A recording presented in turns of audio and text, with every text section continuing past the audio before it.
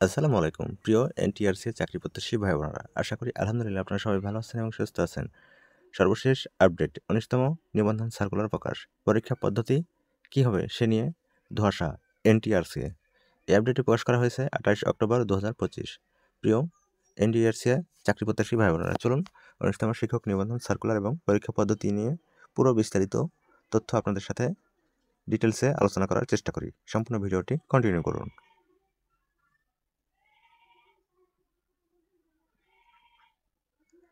১৮তম শিক্ষক নিবন্ধনে উত্তীর্ণ হয়েও সুপরিবর্তিত প্রার্থীদের নিয়ে বিশেষ গণবিজ্ঞপ্তি প্রকাশের উদ্যোগ নিয়েছে বেসরকারি শিক্ষক নিবন্ধন প্রত্যয়ন কর্তৃপক্ষ এনটিআরসি। ডিসেম্বরের মধ্যে গণবিজ্ঞপ্তি প্রকাশের পরিকল্পনা রয়েছে। অন্যদিকে ইন্ডেক্সধারী শিক্ষকদের বদলি কার্যক্রম চালুর প্রস্তুতি নিচ্ছে সংশ্লিষ্ট অধিদপ্তরগুলো। ফলে প্রশ্ন উঠছে, বিশেষ গণবিজ্ঞপ্তি আগে নাকি বদলি।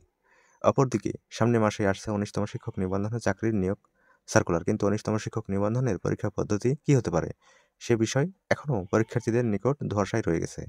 তো ভিউয়ার্স, ১৯তম শিক্ষক নিবন্ধনের সার্কুলার এর পরীক্ষা পদ্ধতি কী হতে পারে আপনাদের কারো যদি জানা থাকে তা অবশ্যই কমেন্ট বক্সে কমেন্ট করে জানাবেন। ধন্যবাদ। সে পর্যন্তই ভালো থাকবেন সবাই। আসসালামু আলাইকুম। আল্লাহ হাফেজ।